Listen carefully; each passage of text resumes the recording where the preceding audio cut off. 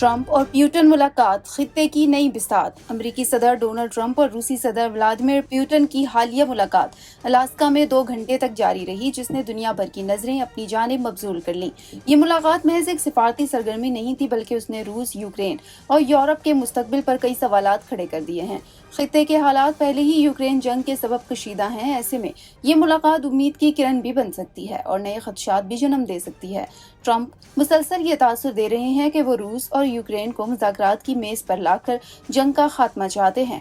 سوال یہ ہے کہ کیا وہ واقعی اس میں کامیاب ہو پائیں گے؟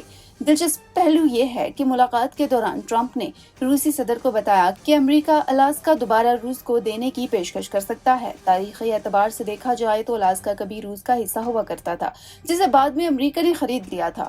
یہ بات عوام کے لیے ایک غیر متوقع انکشاف تھی اور اس نے گفتگو میں ایک دلچسپ موڑ پیدا کر دیا۔ روس کے صدر پیوٹن، جو دنیا بھر میں ایک مضبوط، چالاک اور غیر معمولی سیاسی بصیرت رکھنے والے رہنما سمجھے جاتے ہیں، انہوں نے ٹرمپ کی بات پر مسکراتے ہوئے جواب دیا کہ اگلی ملاقات ماسکو میں ہوگی۔ Next time in Moscow.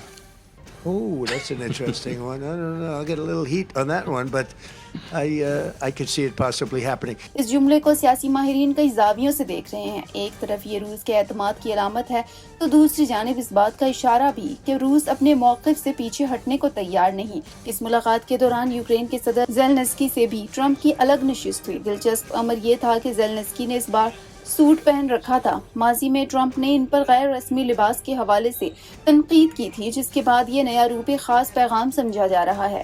تاہم اصل سوال بدستور اپنی جگہ موجود ہے کہ کیا یوکرین اپنی سرزمین کا 70% حصہ روس کے حوالے کرنے پر تیار ہو جائے گا؟ یہ سوال نہ صرف یوکرین کے عوام کے لیے بلکہ پورے یورپ کے لیے بے حد اہم ہے۔ ماہرین کا کہنا ہے کہ اگرچہ ٹرمپ کی سفارتکاری کچھ نیا تاثر دینے کی کوشش کر رہی ہے، لیکن حقیقت یہ ہے کہ روس اپنی شرائط پر مذاکرات چاہتا ہے، جبکہ یوکرین اپنے وجود کے بڑے حصے سے ہاتھ دھونے پر کسی صورت راضی نہیں ہوگا۔ الاسکا کی اس ملاقات نے ایک بار پھر دنیا کو یہ یاد دلایا ہے کہ طاقتور ممالک کے فیصلے کبھی صرف میز پر نہیں ہوتے، بلکہ ان کے پیچھے تاریخ، طاقت اور مستقبل کے خواب پوشیدہ ہوتے ہیں۔ آنے والے دنوں میں ماسکو میں ہونے والی اگلی ملاقات یقیناً نئے امکانات اور خدشات کا دروازہ کھولے گی، اور دنیا کو انتظار رہے گا کہ آیا ٹرمپ واقعی اس جنگ کے خاتمے میں کردار ادا کر پائیں گے یا یہ صرف ایک اور سیاسی بساط کا حصہ ہے۔